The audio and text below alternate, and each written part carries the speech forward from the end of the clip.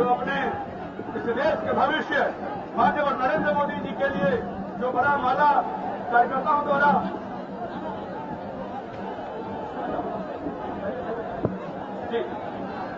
मैं अनुरोध करता हूं कि अपने प्रत्याशी माननीय रामविलास पासवान जी और चिराग पासवान जी माननीय नरेंद्र मोदी जी को मोमेंटो और चादर देकर सम्मानित करेंगे।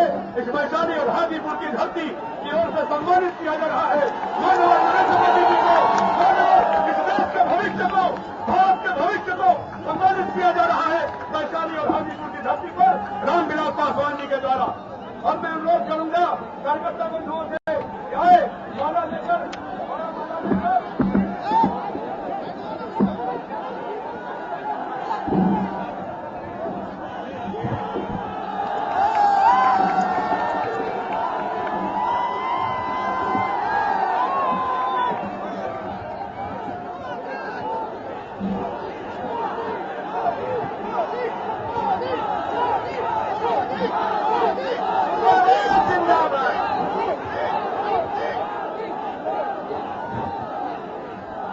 अब मैं अनुरोध करता हूं बिहार विधानसभा में प्रतिपक्ष के नेता माननीय नंद किशोर यादव जी से कि आए और हम सब लोगों को संबोधित करें। श्री नंद किशोर यादव जिंदाबाद।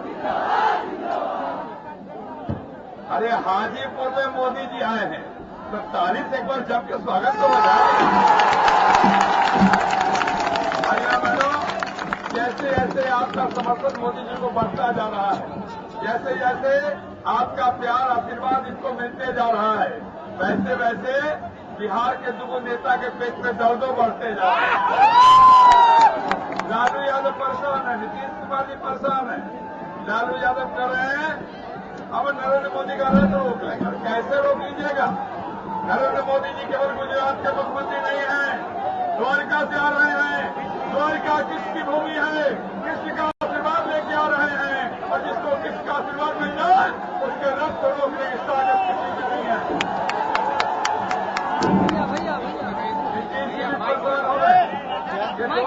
करते हैं हम समाजवाद के पक्षधर हैं।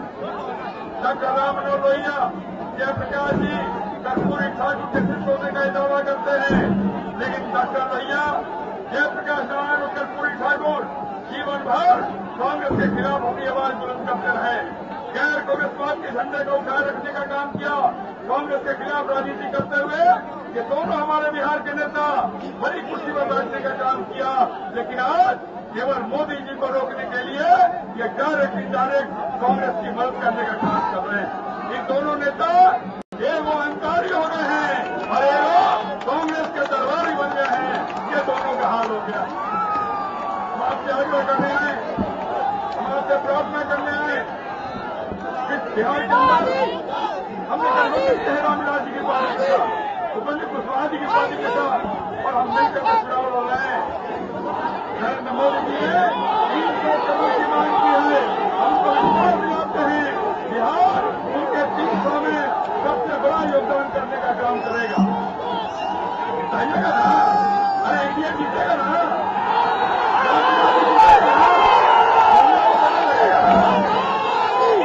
एक बार बता दो दीजिए मोदी जी को ताली में जाके इनकी मदद करने वाले हैं।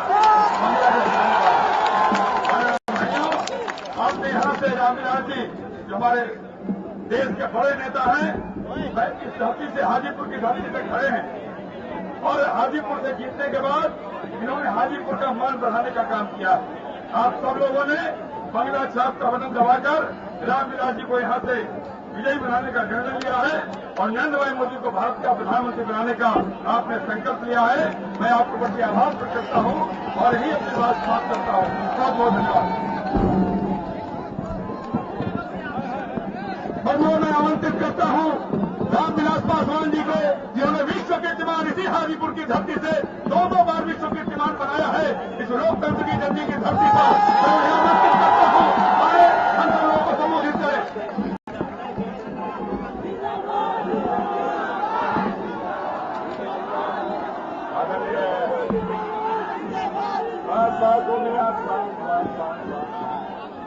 आदरणीय अध्यक्ष जी,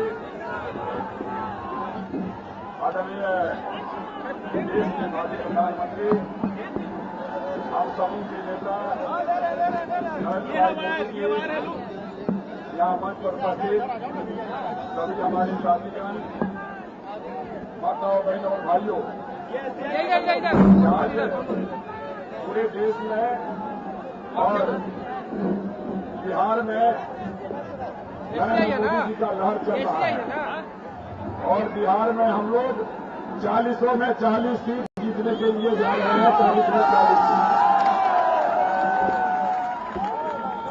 कुछ लोग जो है यहाँ नरेंद्र मोदी जी का विरोध इसलिए करते हैं कि उनको मालूम है कि नरेंद्र मोदी जी की आंधी को रोक नहीं सकते हैं।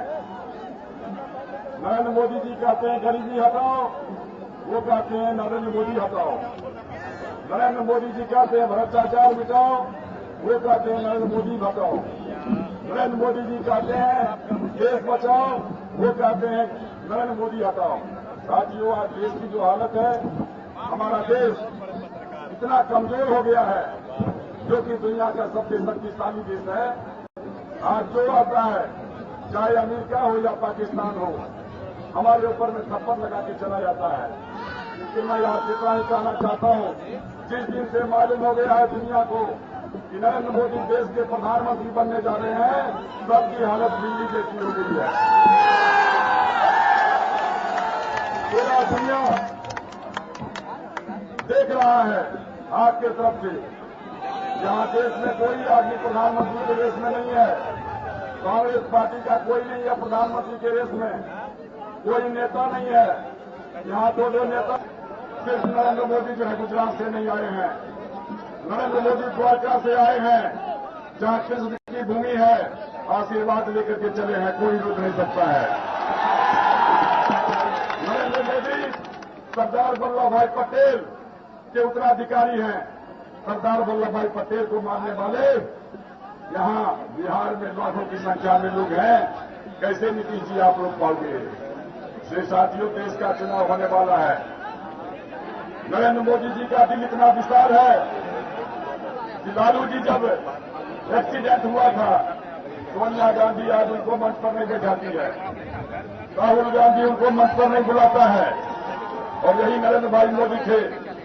विरोधी के बावजूद भी इन्होंने टेलीफोन किया, गुजरात से हाल समाचार पूछा। भाइयों, ये महान नेता का दिल होता है। मैं आपसे इतना ही कहना चाहता हूं, जितने हमारे शिक्षक भाई हैं, 2.5-3 लाख शिक्षक हैं, और वो सारे के सारे शिक्षक नियोजित शिक्षक हैं। हमने घोषणा किया है, नरेंद्र भाई यहां मौजूद हैं, हम आग्रह करना चाहते हैं, हमारी सरकार बनेगी। दिल्ली में चुनाव के बाद 300 सीट से ज्यादा सीट लेकर के दिल्ली में नरेंद्र भाई के नेतृत्व में सरकार बनने जा रही है, और उसके बाद बिहार में चुनाव होगा। हम लोग की सरकार बनेगी, ये सरकार ऑटोमेटिक चली जाएगी। जितने हमारे नियोजित शिक्षक हैं उनको परमानेंट किया जाएगा। जो हमारे आशाकर्मी हैं, जो हमारे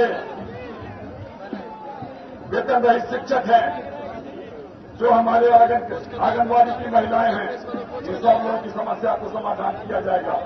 इसलिए साथियों, मैं आप सब लोगों से और खास करके नई पीढ़ी से कहना चाहूंगा, आज 2 पीढ़ी है, एक रामविलास पासवान की पीढ़ी है और एक चिराग पासवान की पीढ़ी है। और जितने नौजवान साथी हो, पूरे देश में बिगुल बढ़ चुका है। नरेंद्र मोदी जी के नेतृत्व में बड़ा से बड़ा पेड़ भी आंधी में चला जाएगा। इसलिए आप सब लोगों से आग्रह किया है, मेरा गला भी बैठा हुआ है, लगातार बाहर निकल रहे हैं, तो आप सब लोग अपना आशीर्वाद दीजिए, प्यार दीजिए, स्नेह दीजिए। हाजीपुर मेरी मां के समान है, हाजीपुर मेरी मां के समान है। हाजीपुर के लिए जितना बन पाया हमने किया, और हम लोग आपको वादा करते हैं कि आगे भी जितना भी हमसे संभव होगा हम हाजीपुर के विकास के लिए करेंगे। आपने 2 बार वन लेकर बनाया है, इस बार भी अपने रिकॉर्ड को तोड़िए। इन्हीं शब्दों के साथ आप लोगों को बहुत बहुत धन्यवाद है। जय हिंद। अब मैं विनम्र प्रार्थना करता हूं भारत भाग्य विधाता माननीय नरेंद्र मोदी जी से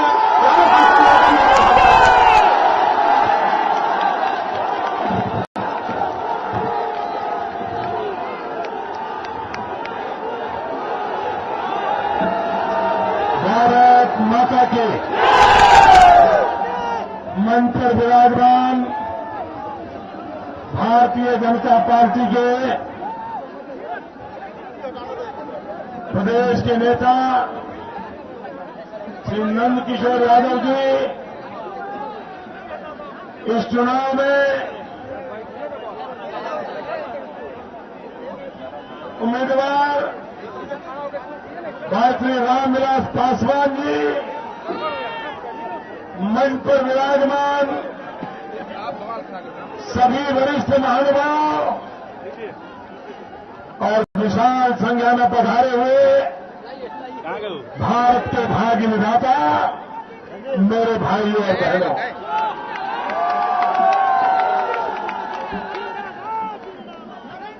भाइयों बहनों,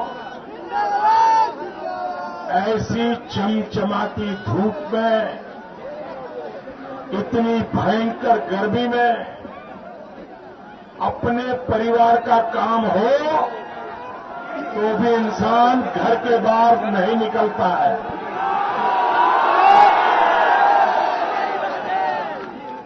ये भारत के लोकतंत्र की ताकत देखिए, और जो अपने आप को बहुत बड़ा पंडित मानते हैं, जो लोग अपने आप को बहुत बड़ा बुद्धिमान मानते हैं, जो लोग कभी पश्चिम के देशों के लोकतंत्र की चर्चा करते हैं, कभी पूर्व के देशों के लोकतंत्र की चर्चा करते हैं, ये विश्व के पॉलिटिकल पंडितों को मैं आह्वान करता हूं, हिंदुस्तान के सामान्य मानवी की रगों में लोकतंत्र कैसा जमा हुआ है, इसका ये नमूना है। इसका ये नमूना है।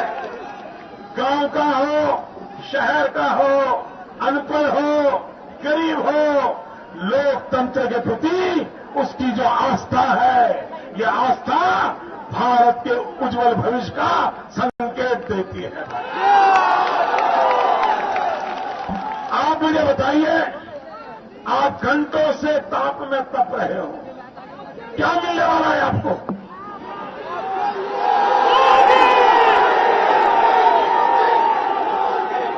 मेरे भाई बहनों, आप अपने लिए नहीं आए हो, आप कुछ लेने पाने के लिए नहीं आए हो, आप आए हो ये भारत मां के संकटों से मुक्ति हो जाए। आप आए हो गरीब का भला हो जाए, आप आए हो किसान की कोई चिंता करे, इसलिए आप ताप पे तप रहे हो।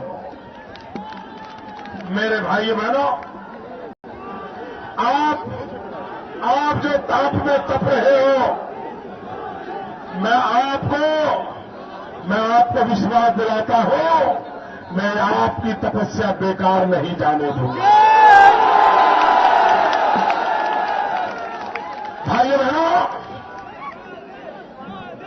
बिहार ने मुझे जीत लिया है, बिहार ने मुझे कर्जदार बना दिया है। ईश्वर मुझे शक्ति दे, मैं ये बिहार का कर्ज चुका पाऊं। भाई बहनों, 27 अक्टूबर को जब पटना में महारैली थी और एक के बाद एक बम धमाके हो रहे थे, ये बुद्ध की धरती खून से रंग दी गई थी। एक के बाद एक नौजवान शहीद हो रहे थे।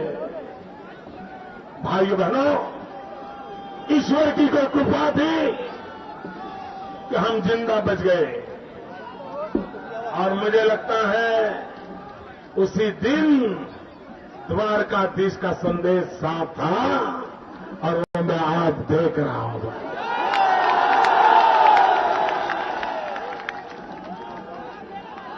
मैं कल्पना नहीं कर सकता हूं दोस्तों। मैं इस चुनाव को कोई सत्ता आए जाए, किसकी सत्ता रहे किसकी न रहे, उस हिसाब किताब से नहीं देखता। ये चुनाव एक आशा का चुनाव है। ये चुनाव एक नए विश्वास का चुनाव है। ये चुनाव एक नए भरोसे का चुनाव है। भाइयों बहनों, हम मैदान में जगह नहीं है। आप आगे आने की कोशिश मत कीजिए। और मैदान में जगह हो या ना हो, पूरे बिहार के लिए मेरे दिल में जगह है। आप जहां हैं वहीं रहिए, उसके लिए आप आगे आ नहीं सकते भाई, आप वहीं रहिए भाई। भाइयों बहनों, ये चुनाव एक नई आशा, नया विश्वास, नए भरोसा। मैं हिंदुस्तान में सबसे ज्यादा इलाकों में जाकर और जो दिल्ली में बैठ करके पॉलिटिकल पंडित एयर कंडीशन कमरे में हिसाब लगाते हैं, इस चुनाव में 1% स्विंग इधर है, 1% स्विंग इधर है, 2% स्विंग इधर है। ये जो पॉलिटिकल पंडित एयर कंडीशन कमरों में हिसाब किताब लगाते हैं, इस चुनाव में उनके सारे हिसाब किताब गलत निकलने वाले हैं। ये चुनाव अंक गणित का नहीं है। ये चुनाव अरिथमेटिक का नहीं है।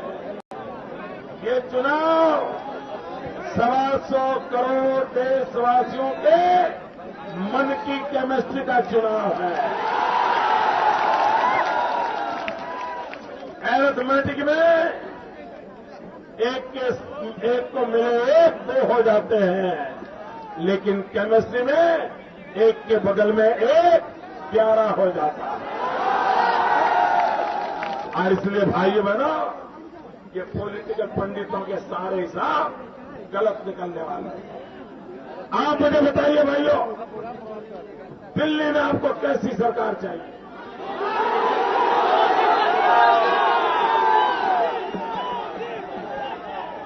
दिल्ली में कैसी सरकार चाहिए?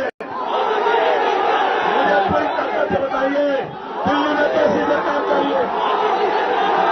दिल्ली में कैसी सरकार चाहिए? अरे मेरे हाजीपुर के नौजवानों, मैं आपको ये नहीं पूछ रहा हूं कि किसकी सरकार चाहिए, मैं पूछ रहा हूं कैसी सरकार चाहिए। भाई बहनों, आप मुझे बताइए, 125 करोड़ के देश को चलाने के लिए अस्पताल में बड़ी सरकार चलेगी? बीमारी से ग्रस्त सरकार चलेगी? मां बेटे के ऑक्सीजन पर जीने वाली सरकार चलेगी? रिमोट कंट्रोल से चलने वाली सरकार चलेगी? बीवी धानी सरकार चलेगी? भाइयों बहनों, इतना बड़ा देश चलाना है तो मजबूत सरकार चाहिए, मजबूत इरादों वाली सरकार चाहिए और मजबूती से कदम उठाने वाली सरकार चाहिए। देश के 10 साल बर्बाद हो चुके हैं। 21वीं सदी में अटल जी के नेतृत्व में भारत एक बहुत बड़ा जंप लगाएगा, ये नजर आता था, लेकिन 2004 आते ही आते सब कुछ लुढ़क गया। 14 आते आते बर्बाद हो गया। क्या भाइयों बहनों, देश बचाना है कि नहीं? देश बचाना है कि नहीं? इस चुनाव में 2 खेमे हैं। एक वो है जो सरकार बचाना चाहते हैं, दूसरे वो हैं जो देश बचाना चाहते हैं। भाइयों बहनों, अब तक जो मतदान हुआ है उस मतदान से ये बात साफ नजर आ रही है, जिन मतदाताओं ने मतदान किया है उन्होंने 2 काम पूरे कर दिए हैं और बड़ी मजबूती से किए हैं। एक काम उन्होंने किया है, जहां जहां मतदान हो गया उन्होंने एक काम किया है, मां बेटे की सरकार गई। ये काम कर दिया उन्होंने। और दूसरा काम किया है, 16 मई को जब रिजल्ट आएंगे, जो नई सरकार बनने वाली है उसकी मजबूत नींव का शिलान्यास भी अब तक के चुनाव में हो चुका है। तो भाइयों बहनों, मां बेटे की सरकार को निकालने का काम कर दिया है, नई सरकार की नींव का शिलान्यास कर दिया है। आपके जिम्मे बड़ा महत्वपूर्ण काम है। आपके जिम्मे महत्वपूर्ण काम है मजबूत सरकार बनाना। मजबूत सरकार बनाना, ये भाइयों बहनों, अब जिनका मतदान बाकी है उनकी जिम्मेवारी ज्यादा है। भाइयों बहनों, अगर कभी कीचड़ में कोई गाड़ी फंस जाए, कीचड़ में गाड़ी फंस जाए तो ड्राइवर भी उतार के धक्का मार के निकाल देता है। अगर ज्यादा कीचड़ हो, निकालनी है तो जरा पैसेंजर उतर करके धक्का मारे तो निकल जाती है। लेकिन अगर गाड़ी गहरी खाई में पड़ी हो तो भाइयों बहनों, निकालने के लिए बड़ी ताकत लगती है, बड़ी ताकत लगती है। आज हिंदुस्तान की ये गाड़ी ऐसी गहरी खाई में पड़ी है, उसको निकालने के लिए दिल्ली में मजबूत सरकार चाहिए। और उन मजबूत सरकार के लिए पूरे हिंदुस्तान से मुझे 300 कमल चाहिए, बिहार से मुझे झोपड़ी चाहिए, बिहार से मुझे पंखा चाहिए। और भाइयों बहनों, इनका खाता भी खुलना नहीं चाहिए। आज देश को जरूरत है एक मजबूत सरकार की, मजबूत इरादों वाली सरकार की। भाइयों बहनों,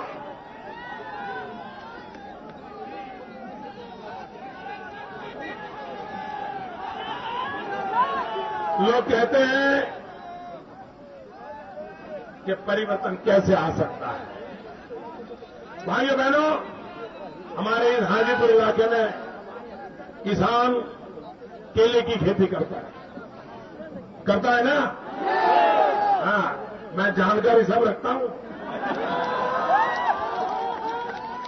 मैं जरा आपको समझाना चाहता हूं। देखिए बदलाव कैसे आता है।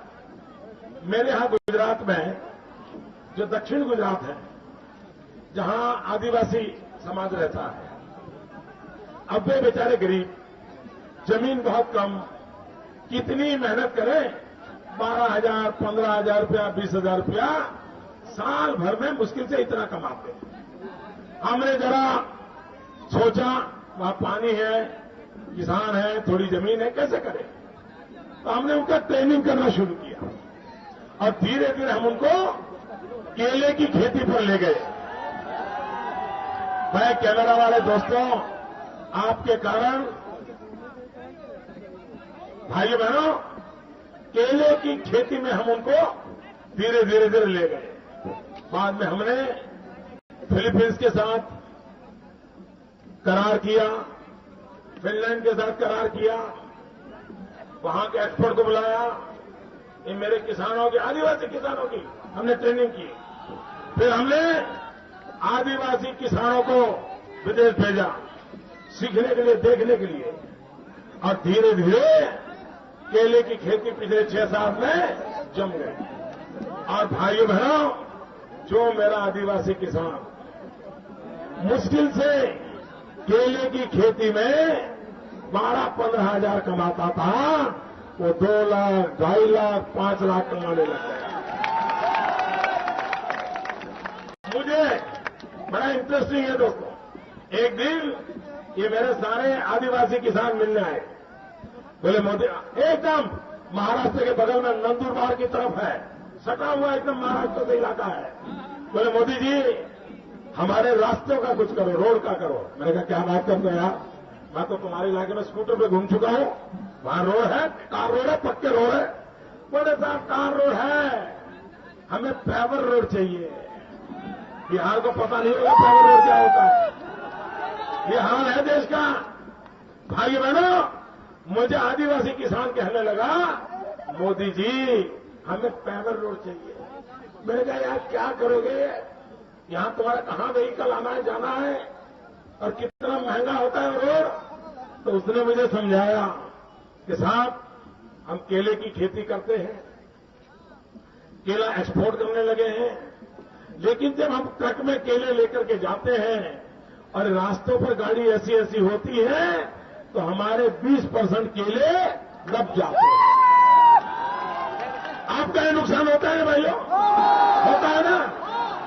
ये पीड़ा मुझे समझ आती है भाइयों, ये पीड़ा मुझे समझ आती है। मैंने रास्ता निकाला, मेरे किसान की जिंदगी बदल गई और सरकार का ये काम होता है।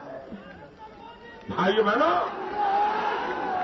इसलिए मैं कहता हूं आप जो करते हैं उसी में थोड़ी जान भर दी जाए तो जिंदगी बदल सकती है दोस्तों।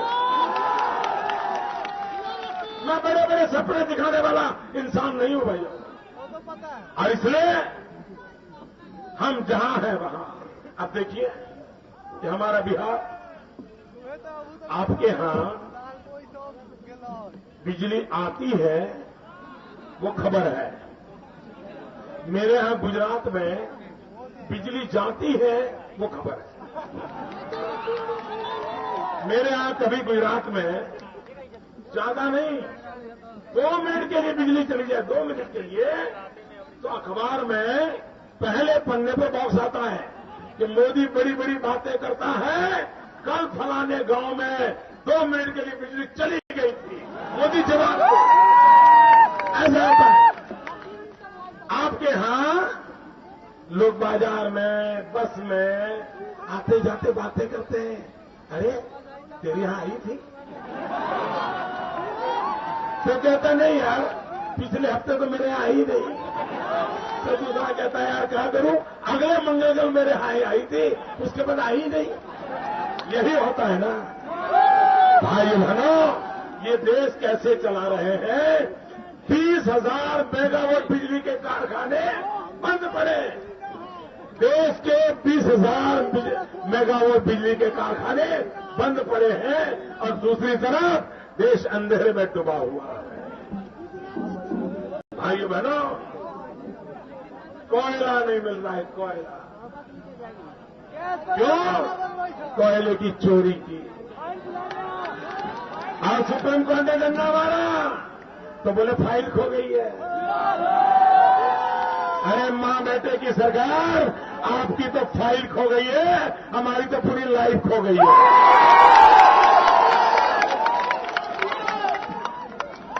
भाइयों बोलो, आप मुझे बताइए, क्या कभी आपने कोयला घर में तिजोरी में रखा है? कभी कोयला तिजोरी में रखते हो? घर के बाहर पड़ा रहता है कि नहीं पड़ा रहता? कोई चोर भी चोरी करता है क्या? कोई भिखारी भी हाथ लगाता है क्या? भाइयों बहनों, दिल्ली में ऐसी सरकार है जो कोयला चोरी कर गई।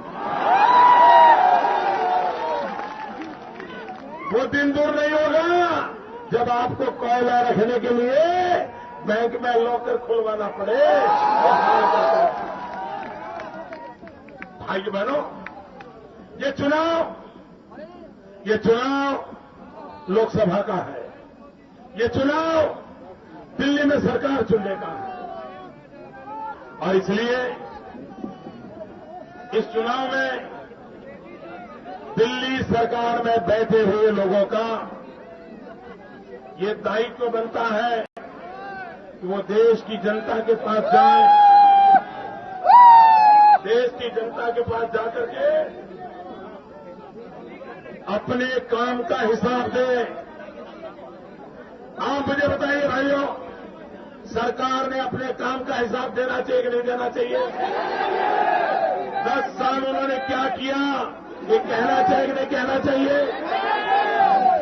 आप देखिए, चुनाव पूरा होने आया, ये कांग्रेस पार्टी का अहंकार 7वें आसमान पर है। वे जनता को जवाब देने को तैयार नहीं है। 10 साल उन्होंने क्या किया देश के लिए ये उन्होंने बताना चाहिए कि नहीं बताना चाहिए? भाइयों बहनों, उन्होंने 2009 में आपको वादा किया था कि 100 दिन में महंगाई दूर करेंगे। कहा था? महंगाई गई, कम हुई? आपसे धोखा किया कि नहीं? आपसे वादा तोड़ा कि नहीं? जिन्होंने वादा तोड़ा उनसे नाता तोड़ोगे कि नहीं तोड़ोगे? उन्होंने कहा था, मेरे नौजवानों, उन्होंने 2009 में अपने धोखा पत्र में कहा है, वो घोषणा पत्र नहीं है, वो धोखा पत्र है। धोखा पत्र में कहा है कि अगर उनकी सरकार आएगी 10 करोड़ नौजवान को रोजगार देंगे। यहां कोई है जिसको दिल्ली सरकार ने रोजगार दिया हो? कोई है जिसे दिल्ली सरकार ने रोजगार दिया हो? आपके परिवार में कोई है? आपके यार दोस्तों में है? आपके गांव में है? या आपसे धोखा कर रहे हैं कि नहीं कर रहे?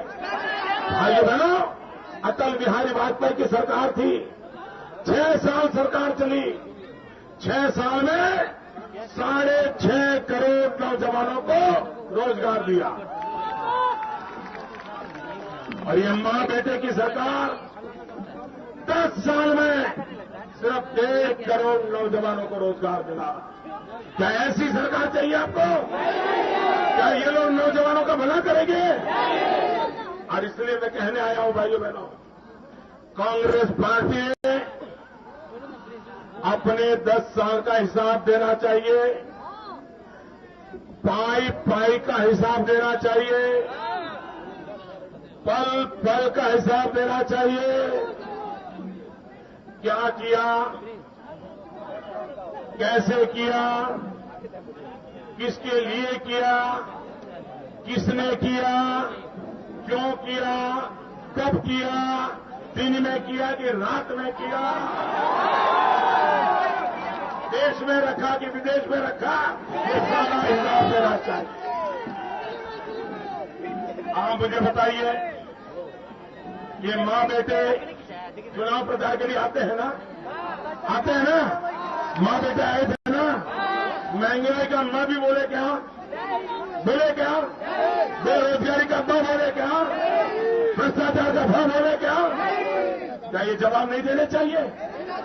और मैं हैरान हूं, जवाब उनको देने का समय है, हिसाब मेरा मांग रहे।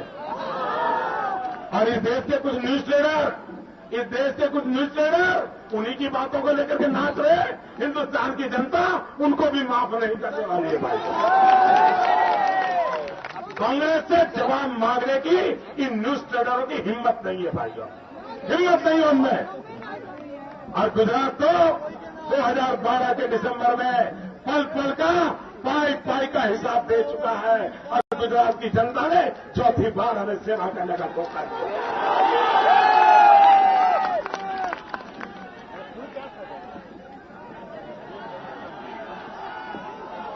भाइयों बहनों, मुझे यहां से आंध्र के प्रवास पे जाना है। आज सुबह अहमदाबाद में मुझे वोट डालना था, वोट डाल करके आया हूं। आप भी बहुत भारी मात्रा में मतदान करेंगे, लेकिन मुझे आज राजनीति से हट करके एक 5-10 मिनट आपसे बात करने का मन करता है। करूं? लेकिन राजनीति की नहीं करूंगा। चलेगा ना? चलेगा। मुझे 18 से 28 की उम्र के नौजवानों के विषय में बात करनी है। 18 से 28 वाले हैं? वाह,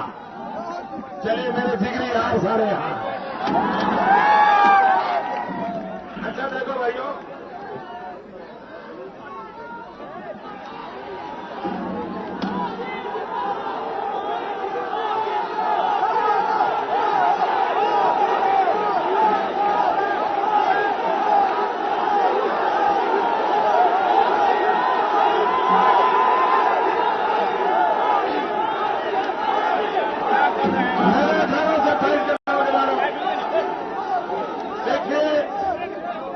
व्यक्ति के जीवन में बहुत महत्वपूर्ण दो तबके होते हैं। एक होता है विद्यार्थी काल, और विद्यार्थी जीवन में भी आप कक्षा 1 से चालू करके कितने ही आगे बढ़े पढ़ाई में, लेकिन आपकी जिंदगी में 12वीं के एग्जाम, +2 बोलते हैं, +2 की एग्जाम सबसे महत्वपूर्ण होती है। और जब परिवार में कोई बेटा या बेटी +2 में होता है तो पूरे घर में वातावरण एग्जाम का होता है। टीवी बंद कर दो, सिनेमा नहीं देखना है, किसी को मेहमान नहीं, कुछ नहीं। क्यों? 12th की एग्जाम है, +2 की एग्जाम है, पढ़ाई करो। ऐसा होता है नहीं होता है? सबका दिमाग उसी में लगता है। क्यों होता है?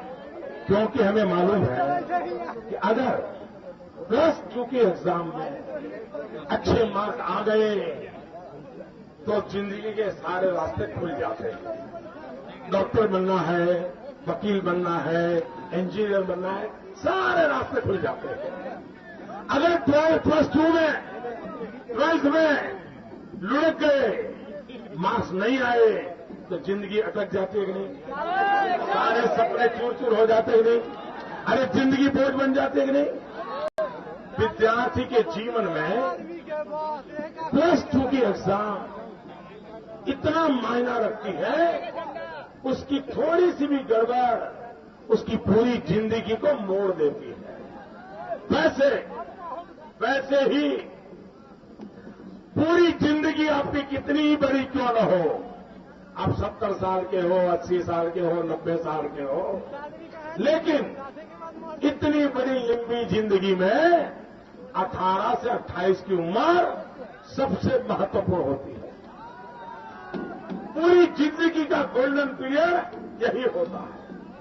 आपके जीवन के सारे निर्णय 18 से 28 में होते हैं। शादी करोगे, कोई कॉलेज में डिग्री प्राप्त करोगे, नौकरी धंधा व्यापार रोजगार करोगे, किसी शहर में जाके सेटल होने का तय करोगे, जो कुछ भी है वो सब कुछ 18 से 28 में ही होता है। और 18 से 28 में आप जो करते हैं उसी के आधार पर आपकी पूरी आगे की जिंदगी चलती है।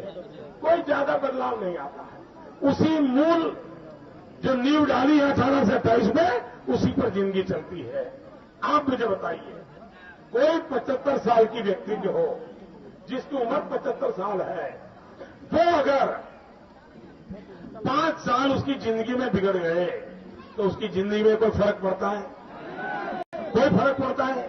कोई 80 साल का इंसान है, उसकी जिंदगी में 2 साल बिगड़ गए, कोई फर्क पड़ता है? कोई 60 साल का रिटायर्ड इंसान है, उसकी जिंदगी में 2 साल गया, कोई फर्क पड़ता है?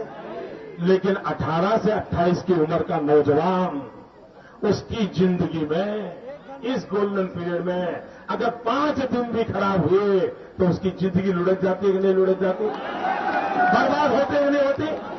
आप मुझे बताइए, 18 से 28 के नौजवान बताइए, क्या आप जिंदगी का एक दिन भी बर्बाद करना चाहते हो?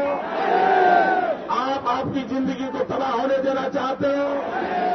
भाई बहनों, भूल जाओ रामविलास पासवान का क्या होता है, भूल जाओ नरेंद्र मोदी का क्या होता है, भूल जाओ किसकी सरकार बनेगी किसकी नहीं बनेगी, लेकिन अपना तो सोचो दोस्तों, अपना तो सोचो। आपका क्या होगा अगर 18 से 28 की उम्र, ये आपकी जिंदगी का गोल्डन पीरियड, उस समय दिल्ली में अगर निकम्मी सरकार आ गई तो आपके तो 5 दिन नहीं 5 साल बर्बाद हो गए। आपके 5 साल बर्बाद हो गए, जिंदगी कभी लौट करके नहीं आएगी दोस्तों।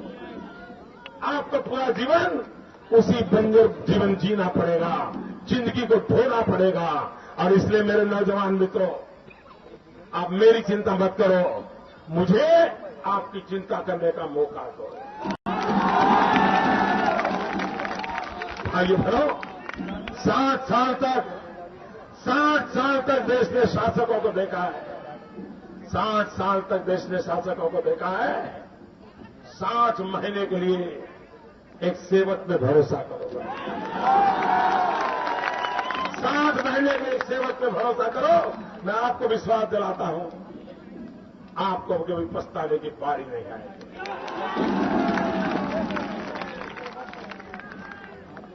भाई बहनों, मैं बताता हूं, बिहार ने मुझे जितना प्यार दिया है, और मैंने 2 महीने पहले एक विस्तार से विषय कहा था। मैंने कहा हमारी भारत माता महान हो, ये हम चाहते हैं। हमारी भारत माता समृद्ध हो, हम चाहते हैं। हमारी भारत माता शिक्षित हो, हम चाहते हो। 125 करोड़ देशवासियों की जिंदगी भारत माँ का गौरव बढ़ाएगी। लेकिन आज हमारा हिंदुस्तान का नक्शा देखिए, भारत माँ का मानचित्र देखिए, और बीच में से एक लकीर बनाइए भारत के नक्शे पर, तो आपको नजर आएगा कि भारत माँ की एक भुजा वो तो मजबूत दिखाई देती है। गुजरात हो, महाराष्ट्र हो, कर्नाटक हो, हरियाणा हो, दिल्ली हो, पंजाब हो, लेकिन दूसरी भुजा गरीबी, बेरोजगारी, बीमारी, अशिक्षा। क्या मेरी भारत माता ऐसी हो जिसकी एक भुजा तो ठीक हो लेकिन दूसरी भुजा दुर्बल हो? क्या ऐसी भारत माता चलेगी? क्या भारत माता की दोनों भुजाएं मजबूत चाहिए कि नहीं चाहिए? भाई बहनों, मेरे भारत मां की एक और की भुजा में पूर्वी उत्तर प्रदेश आता है, उड़ीसा आता है, बिहार आता है, पश्चिम बंगाल आता है, आसाम आता है, नॉर्थ ईस्ट आता है। इनका भला कौन करेगा? अगर ये दुर्बल रहे तो मेरी भारत माता मजबूत नहीं हो सकती है। और इसलिए भाइयों बहनों, मेरा सपना है जैसे मेरे भारत मां की एक भुजा मजबूत हुई है, मुझे दूसरी भुजा को भी मजबूत करना है, और तब जाकर के मेरी भारत माता सशक्त बनेगी भाइयों। और इसलिए मैं आपसे आया हूं, आशीर्वाद दीजिए, भारतीय जनता पार्टी को विजयी बनाइए, राम राज्य को विजयी बनाइए, कुशवाहा जी को विजय बनाइए। कमल हो, पंखा हो या झोपड़ी हो, कमल हो, पंख हो या झोपड़ी हो, सबको विजयी बनाइए। और बिहार में से भाइयों, ये लूटने वालों को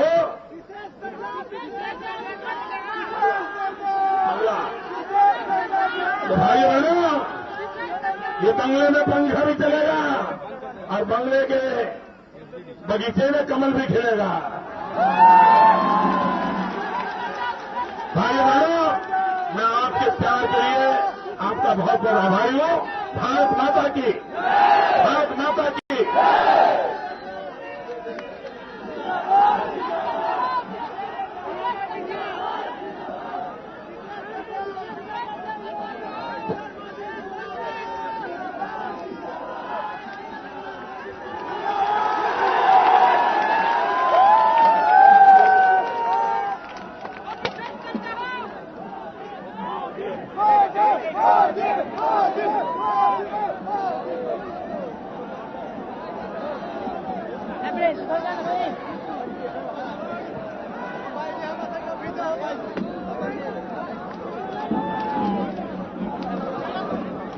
हम तमाम साथी